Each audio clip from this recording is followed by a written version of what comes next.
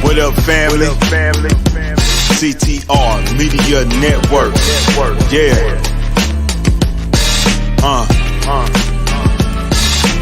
Best in the biz. Yeah. Join the team. CTR is who we are, the media network, that's the best by far. Whether you listen at your home, at your job, in your car, come get the information that's needed above par. Never lasting, motivational podcasting, giving you the answers to the questions that you asking. Serious talks and topics, how to come up and profit, how to better yourself, your health is here, we got it. Reaching 350 million, they tuning in. We in 50 different countries, we all can. And like minded, find your purpose and your assignment. Come get your fix, your feel, your mental alignment. Get active and speak to the masses. Build your influence all levels and all classes. Now you know you can monetize and grow. CTR Media Network, start the show. The Vera Time Show. The Vera Time Show. The Vera Time Show. The Vera Time Show. Let's talk about it. Let's talk about it. Let's talk about it. Let's talk about it. Let's talk about it. Let's talk about it. On the Vera Time Show. Let's talk about it. Yeah.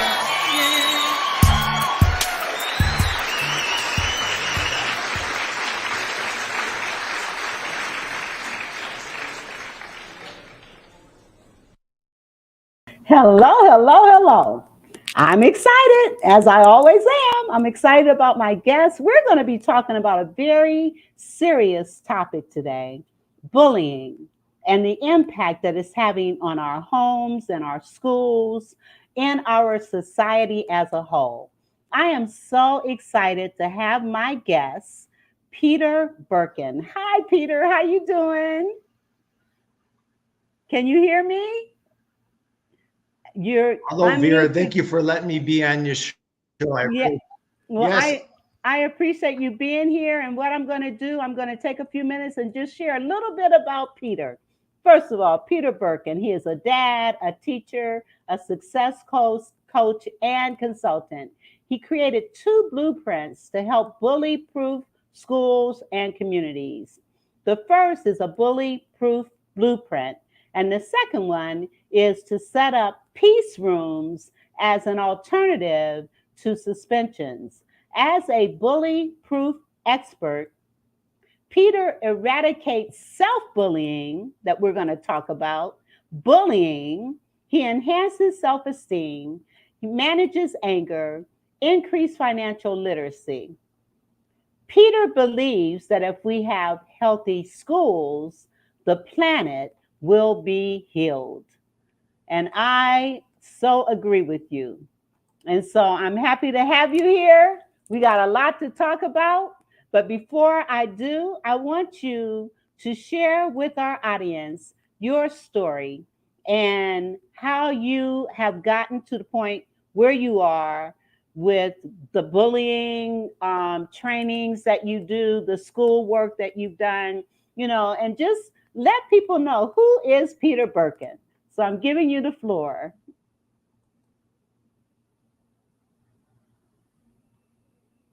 We can't hear you. We can't hear you. Is your okay, unmute yourself. Okay, go ahead. So I'm the 8th child out of 9 children. My mom and dad raised 9 children, Roman Catholic. We all went to private school and went to church every Sunday very dutifully until I was 18 years old. And then at one point, we were able to go to school after that, after high school graduation, to either go into the electrical union or to be in a college. So I had an opportunity to go to college. And when I did that, stress came about in my life for the first time. My girlfriend and I both experienced the loss of a baby when I was in college while I was student teaching, and I just finished my fall lacrosse season.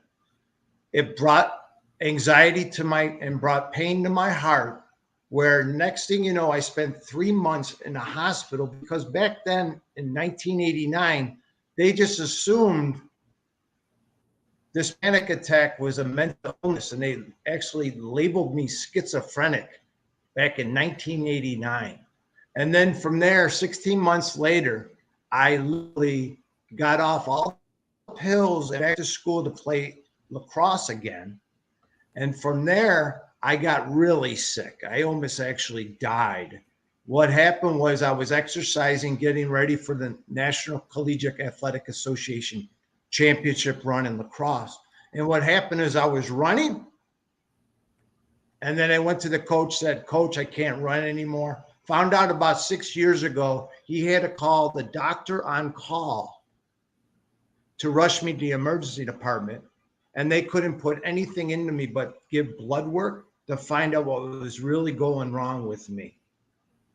I was released after 3 months and was released only on one pill a day. Now I found out how to recover from a label like schizophrenia, which they labeled me a second time. And the way I did that was I started volunteering in football, 7th and 8th grade football. Next thing you know, I had structure. I was going to day treatment program every day to be in groups and also individual therapy under doctor care as well. And then I started feeling better after volunteering in structure. I started filling out teacher applications. I became a full-time teacher after a short time of substitute teaching, and spent over 22 years as a science teacher, as well as 20 years as an athletic coach. And I taught 4 different sports in my 20 seasons of sports. So I literally overcame the stigma of schizophrenia back in 89 and 91, when it was almost like, if you will, a death sentence to be stigmatized with schizophrenia. I overcame it all to have a career in teaching and coaching. So that's part of my story, Vera. And you know, that is just amazing. And it's amazing how labels are put on us that can impact our lives for the rest of our lives. And anyone, when people think about schizophrenia, they think automatically this person is incapable of doing anything. This person can't function in society. But yet, here you are. Here you are. Actually, you're a miracle, because you're a teacher. You have done so many things, even in the midst of having such a label. Now, bullying is a major issue. And I know I grew up being bullied and experiencing that, and also experiencing it even as an adult. And so I want you to kind of talk about your bullying experience and how that drove you to come to the point of teaching methods for dealing with bullying. So, yes. My 2 older brothers taught me that they had to prepare me for a world. So they both taught me how to box and to wrestle very myself.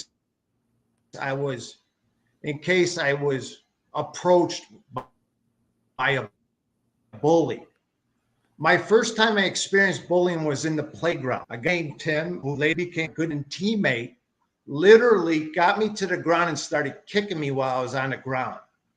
Wow. From that point, I was like, that's never going to happen to me again, Vera. So what I did is I tried out a parochial school after my dad died in 1979.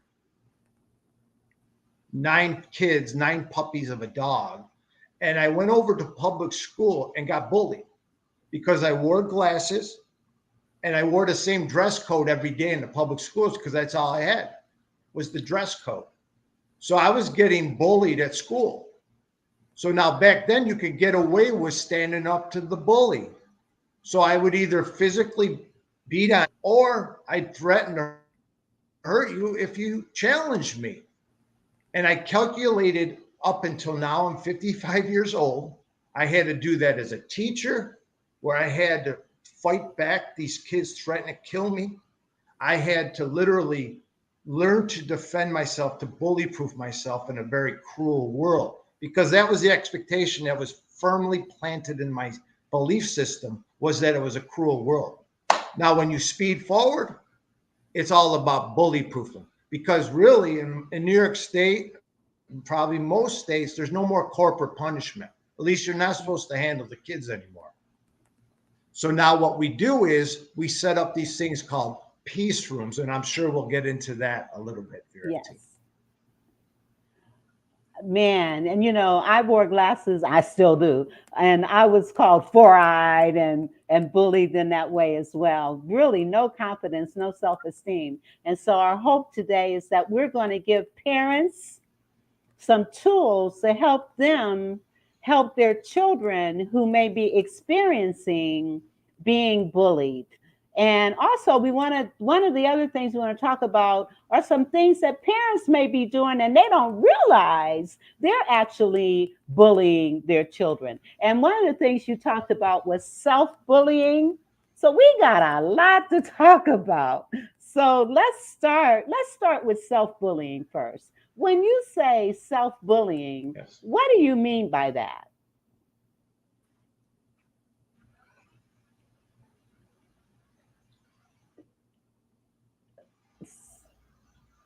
So when you say self-bullying, what do you mean by that? I'm sorry. Is it my turn, Vera?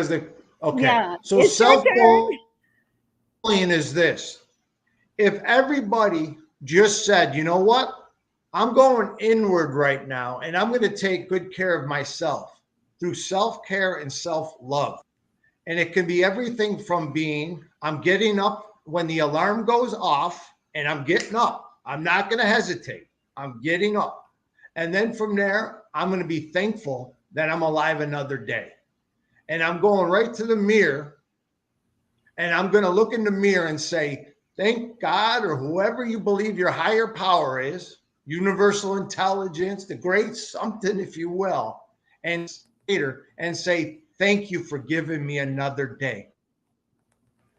A day to make an impact, not only in my life to get well and growing and learning every day, but to bring to humanity. Now, in this mirror is important to set the stage. I could say to myself, I'm tired, and from will up. And guess what? You'll be tired. Sir, I get affirmations, and I also do gratitude. I do at least 15 minutes of gratitude every morning, because I am just so thankful for another day to be helpful to people. So that's some of the things. So I am tired. No, I'm not tired. I am energetic. I'm one cup of coffee away from being unstoppable today. So that's a reframe. Yes. Yes. So self-bullying is when we allow negative. So bully proofing is basically being kind to yourself. Be kind to yourself. Yes. Be kind to yourself. Don't beat yourself up with your own words. So basically, yes.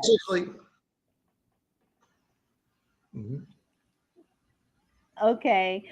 Now you keep coming in and out. We're gonna do this. So basically, go ahead. I know.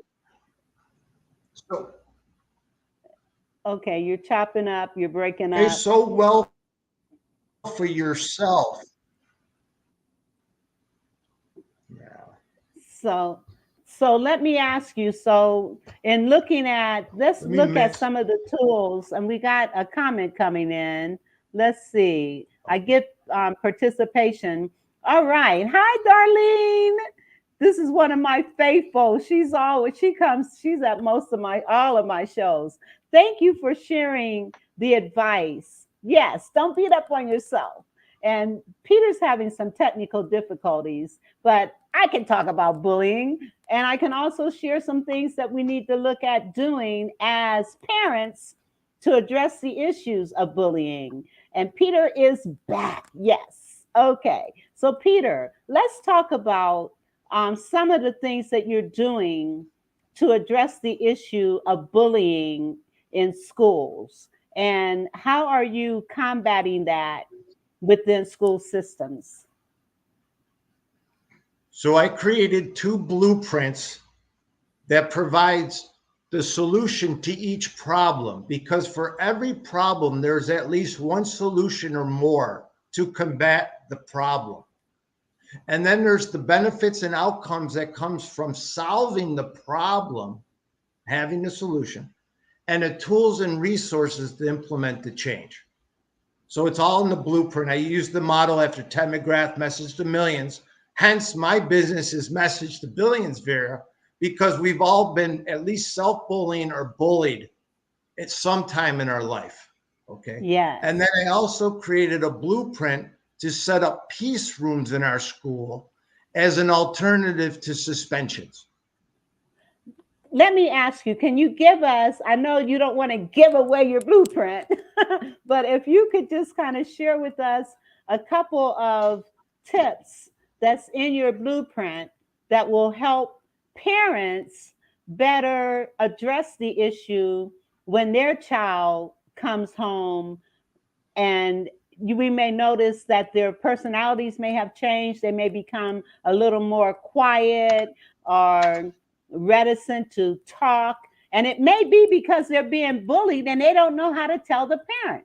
So let's talk about, how do you as a parent identify when your child has been bullied? And then let's look at those blueprints that you use to help parents and teachers better address that issue.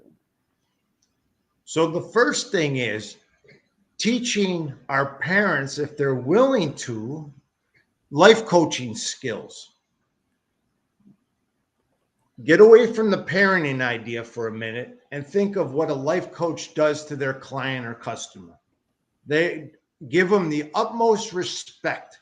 Now, the model I would teach is asking open-ended, empowering questions to bring out what's really going on in your kids' day-to-day life. Questions like, how was your day? Give me 3 lessons you learned today. How did the kids interact with you today? Go over the successes.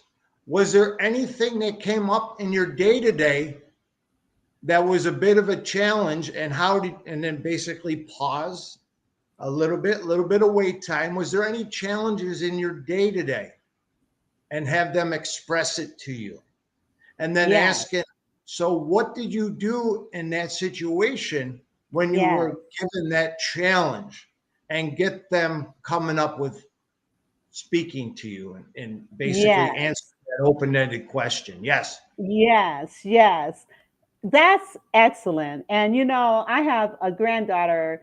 One day I was there and she was talking and she was telling me about a child that was being bullied. And I asked her, I said, so what did you do? She said, well, I went up to the bully and told them, that's not nice. You should not be treating her that way. And you need to stop it. And I'm thinking, oh my goodness, that was awesome for her to do that. And so oftentimes other children see kids being bullied and they stand by and they don't say anything. So when you see someone being bullied or see someone being treated unfairly, say something. And even we as adults, when we see all this stuff that's going on, say something. And I know with the things that are going on with the guns and all that kind of stuff, people are afraid, but God hasn't given us a spirit of fear. So we need to be able to speak out against these things that are happening, because the more of us that speak out and not condone what is going on, when we don't speak out, we're pretty much saying, I condone what you're doing. So speak out. Okay, this is our show. So Peter, let me shut up. All right, go ahead. That's a beautiful example, because what happens, Vera, is a bystander, which is, remember, you have the victim, you have the bully, you have bystanders, you have cyberbullying, you have all these type of bullies. But a bystander is also a victim. Yes. Okay. Because what happens is we're all affected if we have feelings and emotions attached to this awful, heinous act. And if you don't address it like your granddaughter did and said, that's not nice, please stop. You know how powerful that is? And the thing about it is people become where they're not victims anymore. Everything from Yes. the person that was directed to and the people watching it do not become victims of it as well.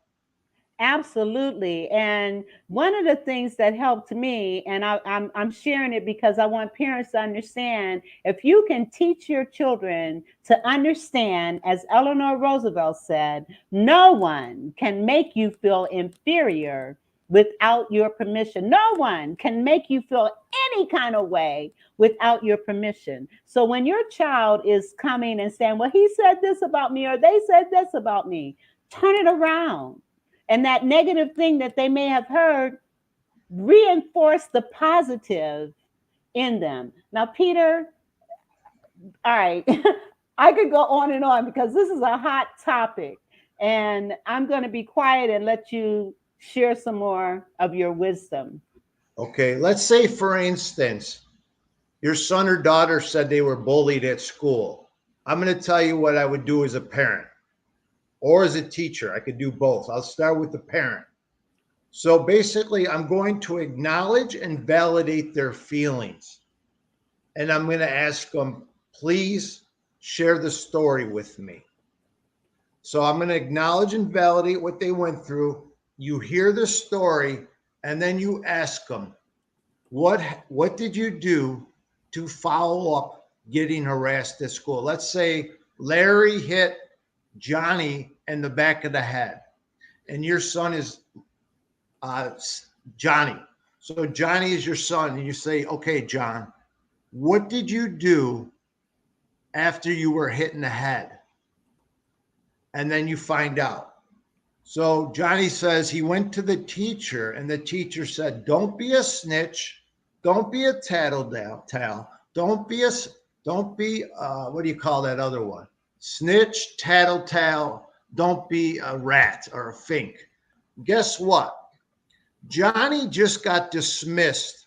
Yes. Didn't get acknowledged and validated by the teacher, was a victim of harassment, but an assault, and is told to what? Go back to his seat? Nah, not in my world, Vera. No. So what would I do if I was Johnny? If I was the parent, I would say to Johnny, and I would basically set this stage before Johnny goes to school even, is that when you go to the teacher and they dismiss it until you go back to the seat, you say, may I please have a pass? I'm going to my counselor or to the principal to tell another adult. Yes. So I'm going to go overstep the teacher, and I'm going to get myself heard in a way that is going to be respectful and acknowledge what I just experienced. Now, I'm going to take that pass. I'm going to go to the principal's office and say, Miss Smith, I just told Miss Smith I got assaulted in school. She dismissed me and called me a snitch. Mr. Principal, what are you going to do about the fact that I just got assaulted in her classroom? And put it on to the principal. Yes, beautiful. Now what happens when the principal says, hopefully they're trained enough, Vera, to acknowledge and validate the kid? Because personally, in my school, if Johnny came up to me as the teacher, I would acknowledge, I would validate, and I'd also say to Johnny, are you hurt? What can I do to help? What can I do to help, Johnny? And then Johnny could be like, you know what, Miss Smith, I thank you for acknowledging and validating. They might not even know what those words are until you go in and teach these skills at school to be able to use the iMessages and knowing these words. So basically, thank you for acknowledging and validating. And as a teacher, I'd say, Johnny, what would you like me to do to make Yes. this better?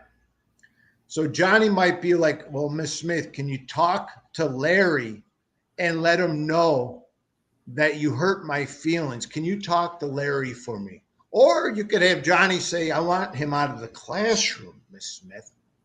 Can you write a referral and get him out of here? Because I don't want to fight back.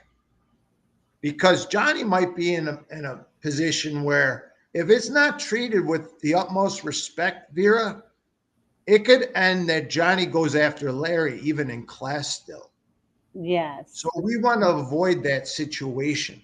Yes. So the next step would be, okay, Johnny, you want me to write a referral. I'm going to do that. I'm getting Larry out of the room and he's going to go to the principal's office. I thank you for the feedback. What else can I do? All right. And then Johnny goes, that's all that's necessary. And I thank you, Mrs. Smith. I could go back to my seat now and get my lessons in. And you know, unfortunately, we have some teachers that are more like that first teacher that you talked about and are very insensitive to the feelings that their children are going through. I remember being substitute teaching in a middle school, and I had just done that's my greatness with these kids, had just made them understand that that's what I expect from you today. And right after I did that, a teacher stuck her head in the door and said, you knuckleheads better behave for her. And so teachers need to be more sensitive to what is going on with their students. And they need to understand that they need to be acknowledged and they need to be respected. And they need to be shown that I care enough about you and you're important enough to me that I'm going to ask you, what is it that I can do to help ease your pain? Can you imagine what it would be like if more people did that? Can you imagine? And for parents to validate how your children are feeling and let them know, I want to know how you're feeling. I want to know what's going on with you. I want to be able to help you. What can I do? And you know what? We got to take a commercial break. And then I'm going to come back and we're going to continue this conversation. So let me pull up my commercial and we will be right back. Okay, I got to get it.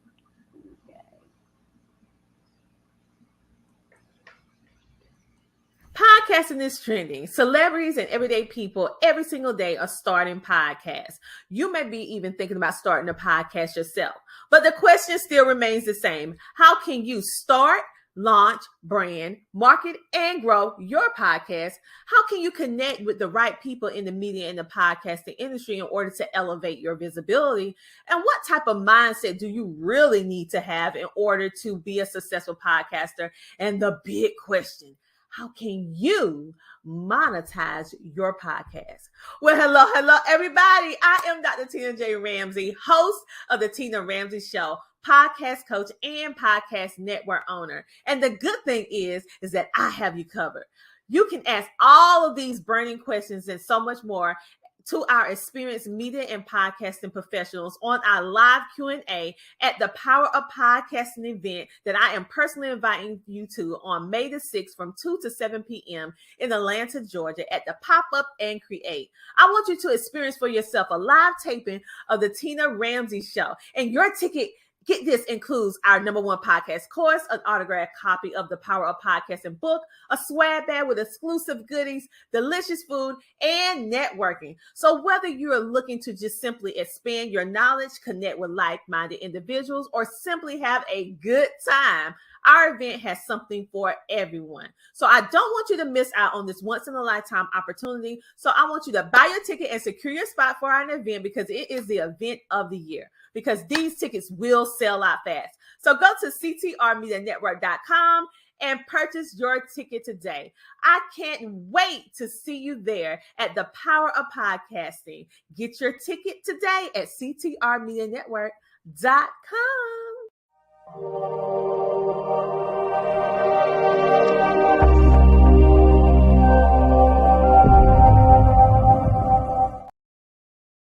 power of podcasting. I am so honored to be a part of the CTR Media Network group. And I want to encourage you to please sign up for this training and what she's going to be doing on May 6th. I know the tickets are going fast. Go to ctrmedianetwork.com, ctrmedianetwork.com. Yes. Okay, Peter, we are back.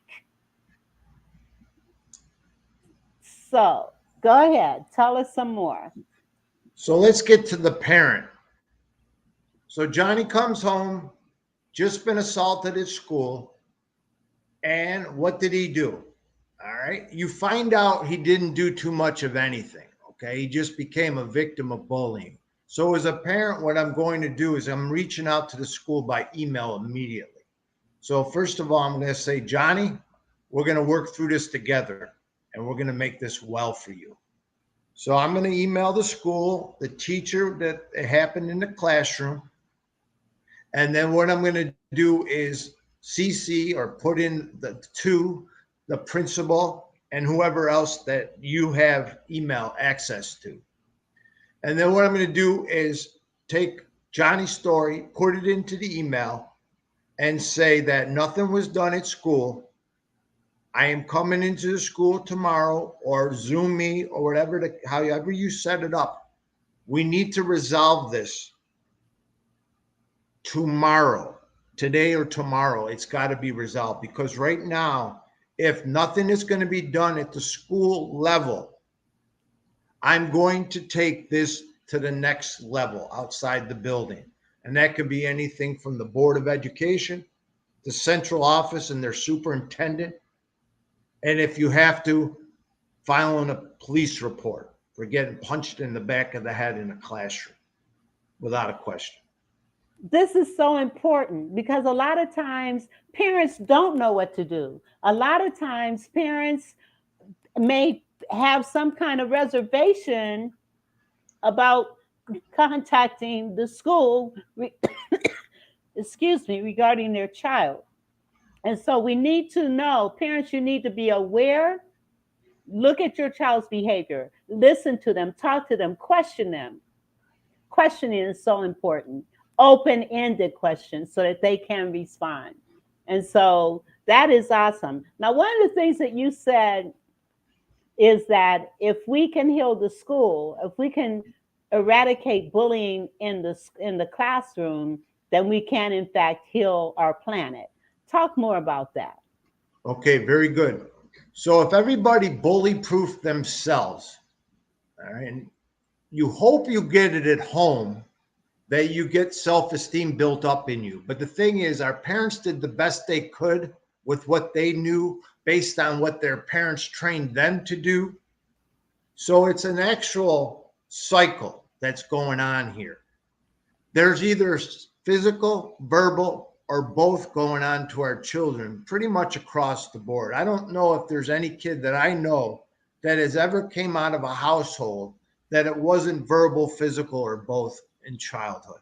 Now if it wasn't mom or dad, an uncle, an aunt said something that literally went right to your brain. Now remember how the brain works. You could say 9 positive things, but that one thing someone says to you, a teacher or parent, can literally negatively impact you for the rest of your life. Yes. So what we have to do is bully-proof ourselves so we start to attract good outside of us, right? Through the law of attraction and the law of reciprocity. So let me just talk a little bit about that for a second. When I'm at high levels of energy, like peace, joy, like enjoy your day, I mean, enjoy it, be in the present moment and enjoy it, and have an absolute passion about going to school, playing sports, being on the chess club, doing extracurricular activities like science club and math club or art class after school, whatever the case may be. When you're at the higher energies of peace, joy, and passion, and you don't judge people or situations thought-wise, and then you have these type of energy going on in your body, you will become a co-creator of things. You will have manifest friends. You will manifest healthy relationships in your life as long as you equip yourself by being a bully-proof person, without a question in my mind. So then the law of reciprocity is this. If I'm good to you, you're going to be good back to me without a question. It's a law. I'll give you, for instance, at one of the orphanages here in town that I worked at, we had an opportunity where the principal took all the students and had the students do an experiment on the teachers. And what he said to the students was, I want you to kill your teachers with kindness, day in and day out. And they did that. Good morning, Mr. Burkin. How are you today? I'm going to be good in your class today. And the teachers started being nice back to the students in that experiment across the board. That's amazing. And you know, the thing is, though, we look at our society and we see what's going on with our society and all this negative stuff.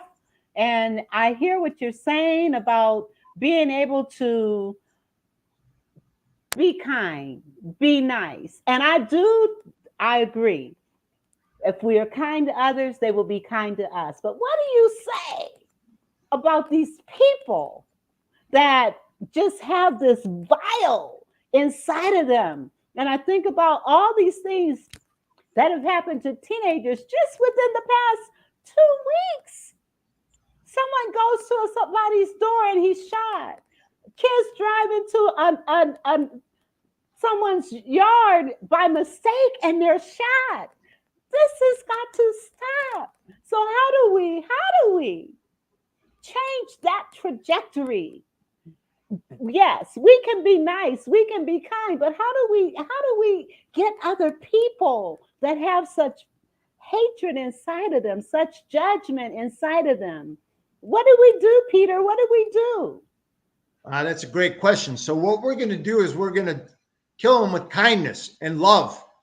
All right. And the way we're going to do that is by coaching them. And we're going to send them to the peace room to take the passion test and a mastery of self-love course that I teach. I've been trained by Janet Bradwood personally to teach a mastery of self-love course. It's 4 hours long and it's beautiful. And it teaches about self-care and self-love. And the passion test, you'll be able to discover your life's journey and purpose based on knowing what you're passionate about. People don't even realize, Vera, there's other categories of life besides playing basketball, football, and being a kid. There's more to life than that. There's spirituality. There's fun and enjoyment. There's wealth. Who says a kid can't start making money right now? And there are some that are doing it too. And I'll give you an example. There's so many different examples. I'll give you the last school I was at. Every kid that came into the room as a substitute teacher, I acknowledged them. Good morning. How are you doing? Thank you for coming to class on time. And I would change the greeting every time I saw a new student, like it was a unique child, which they all are.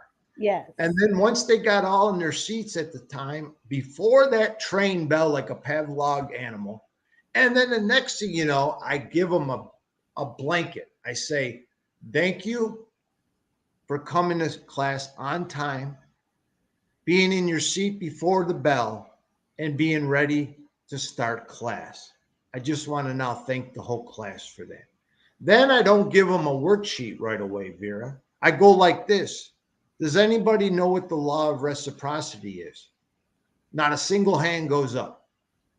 I said, okay, that's okay. Because you know what? Do you know what the golden rule is? Or what? And then they go something.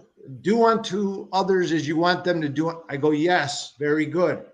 Does anyone know other concepts, philosophies, and dogmas that have the same type of principle?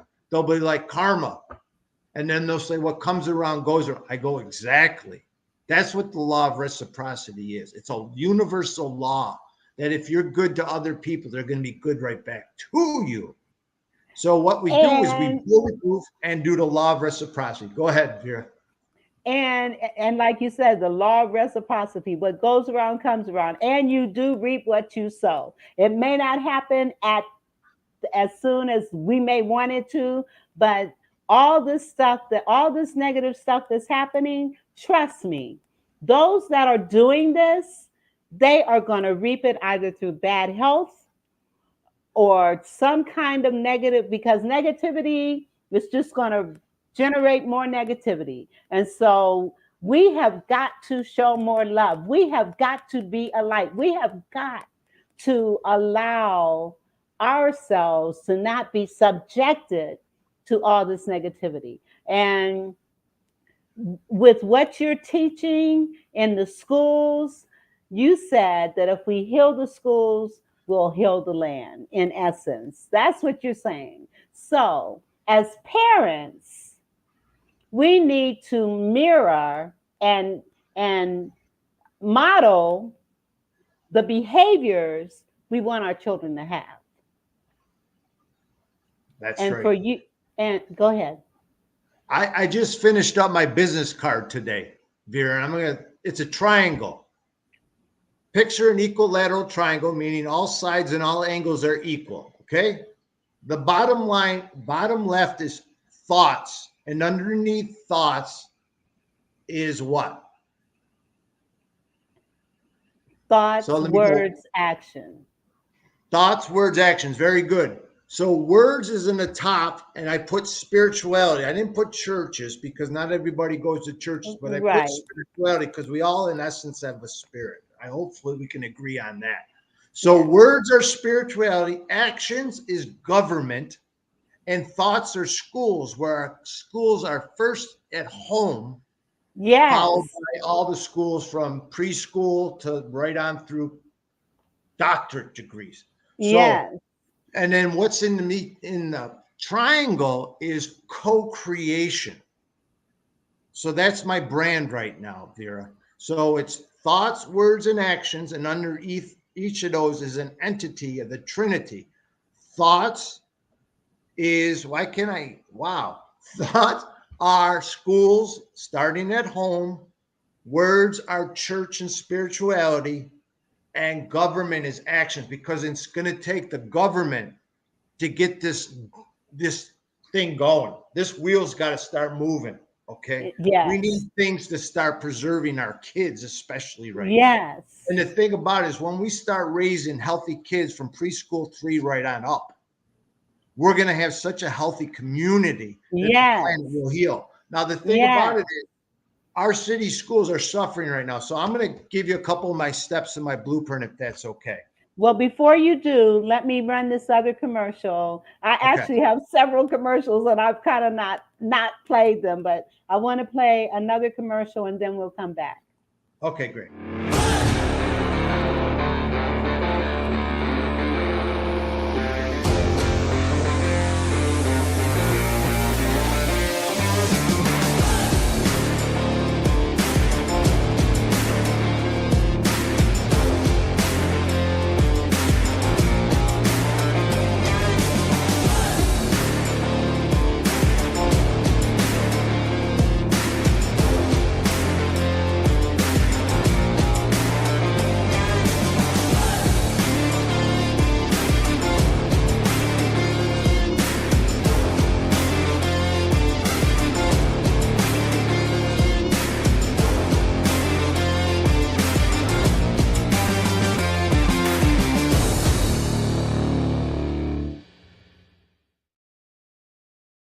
As of April 10th, we are getting closer and closer to our dollars not existing and going into a digitalized commodity.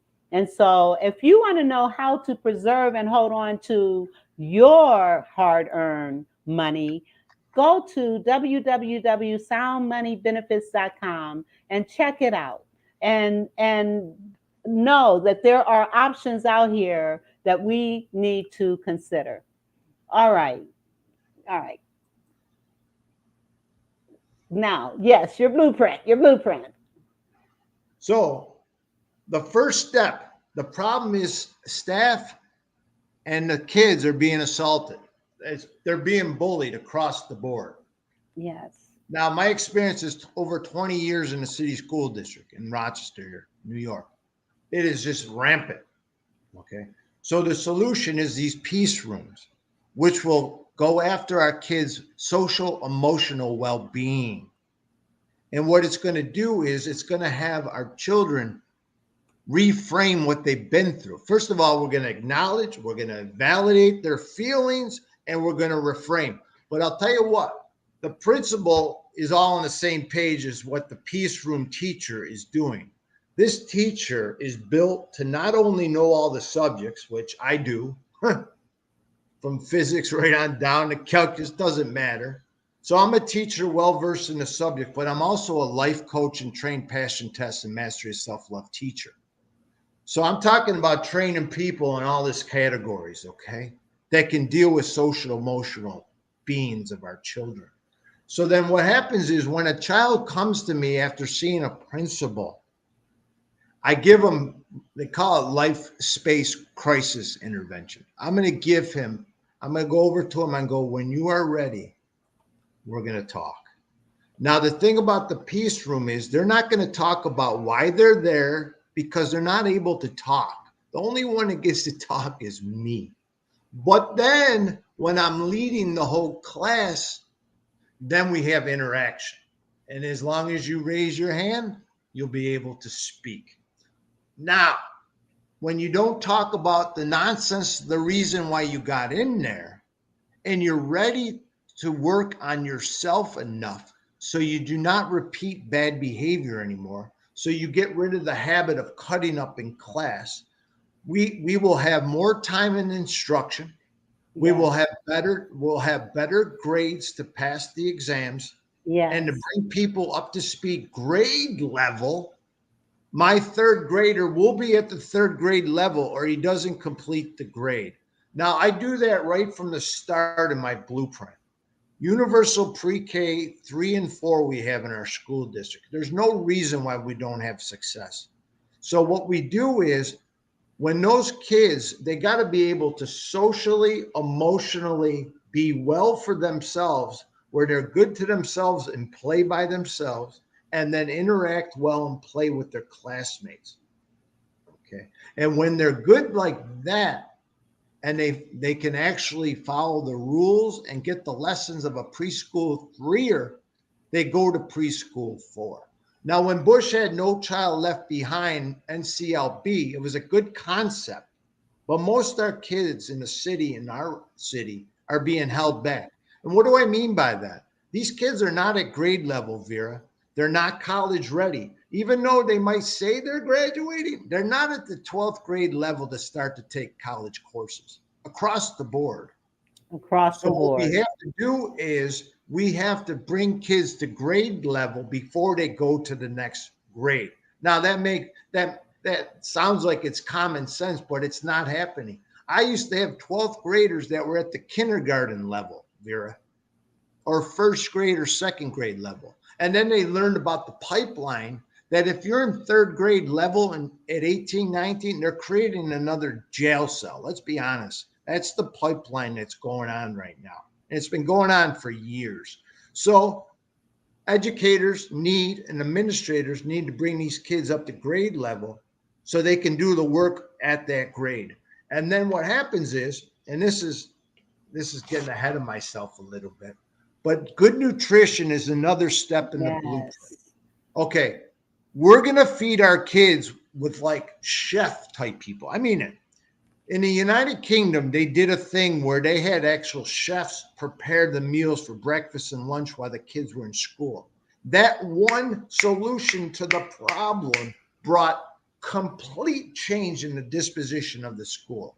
Absolutely. Our diets are, what we eat is, all the sugars, all the hormones in our meats and all this stuff. We have more kids that are diabetic at an early age because of all this, of the foods that we're eating. I'm sorry, go ahead. No, you're good. So what we're going to do is we're going to model good nutrition based on the best districts that are preparing their kids the best meals in the country. I mean it. Spend a little bit of the 20 plus $1,000 that's spent on each kid, state and federal tax wise. That's what a student costs to be in a school year, and spend money preparing good meals for these kids. They deserve it. Yes. They deserve it. What happens is their stomach isn't preoccupied with being starving. They're starving. They're coming to school. They haven't eaten yet. And they're asked to sit through 9 periods of 9 classes. What are you kidding me? No, no. So another step of the blueprint is bringing back the bell curve. What is the bell curve? Do you remember that, Vera? That is this.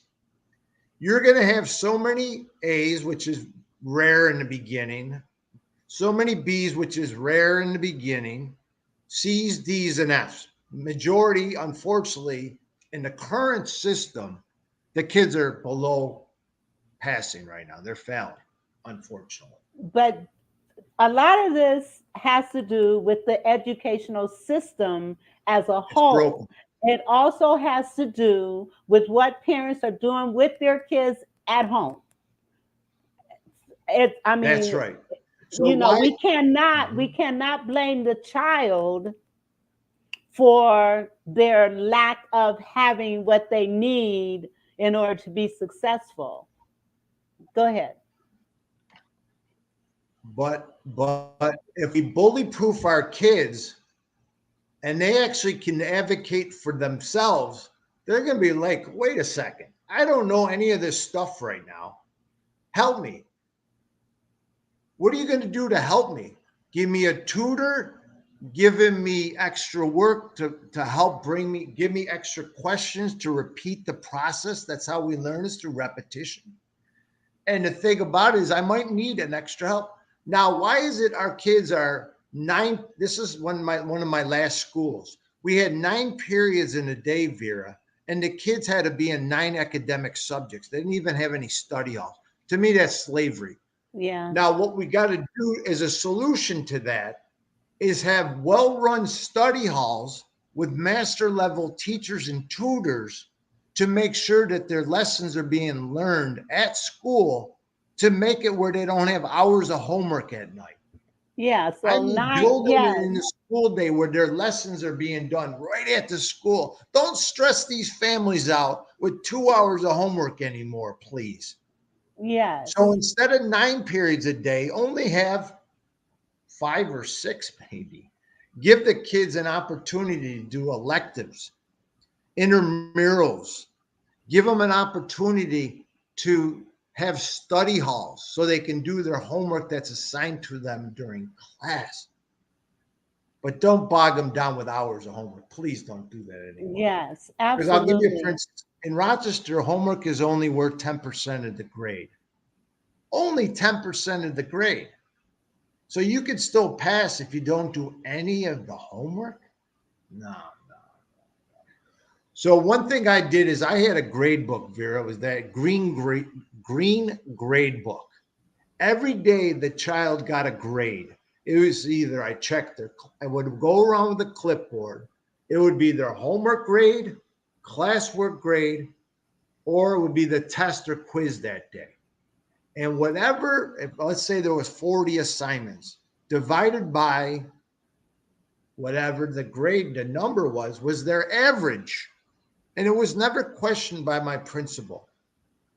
So I'll give you, for instance, I had 21 students in my classroom, okay? 7 were failures from one teacher, 7 were failures from another teacher, and 7 were repeat in my classroom. All in one room, Vera. 21 Wow. failures in one room. And you only had 21 students, right? I only had 21 of these students in my class out of 30. Now, what happened was I gave out 19 Fs that quarter to those kids. Wow.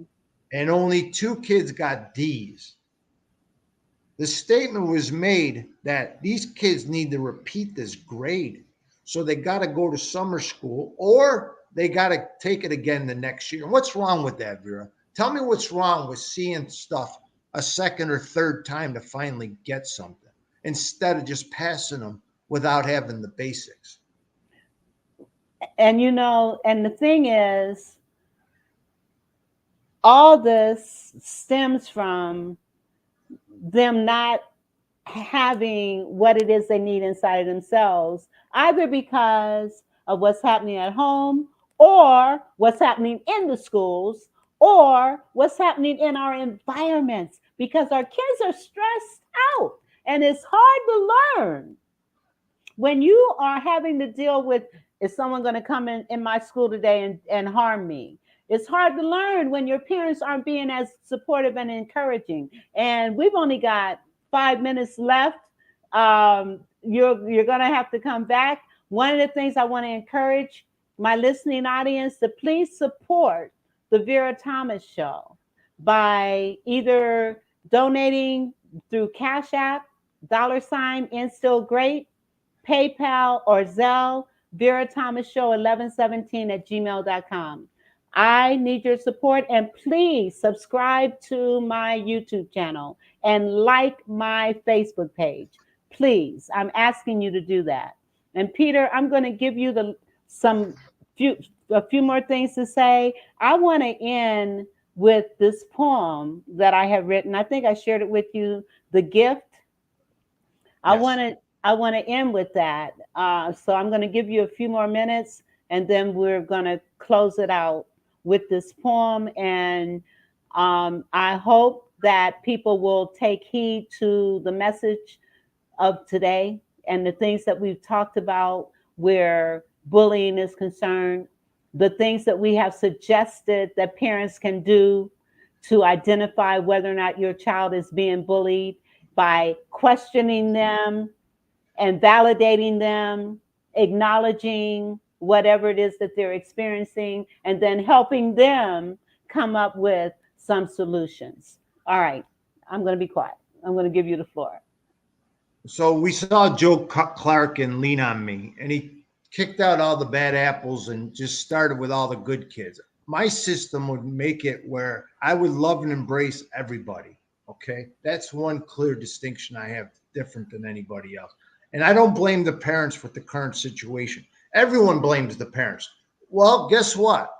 It's not fair. They only know what they know from their parents. So Yes, we got to blame the current educational system, from the colleges, the universities training our teachers to be prepared or not be prepared to teach our youth, and especially in the city. And then we got to also look at best practices and say, what are you doing well? And while they're always good in your class and they're tearing up another classroom, what are you doing better than I am right now? And teach that to me.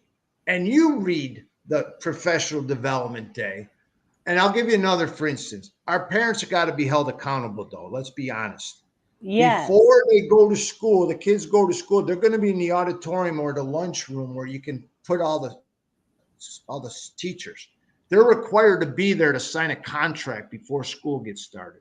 You're talking about one parent or both parents or guardian, aunt, uncle.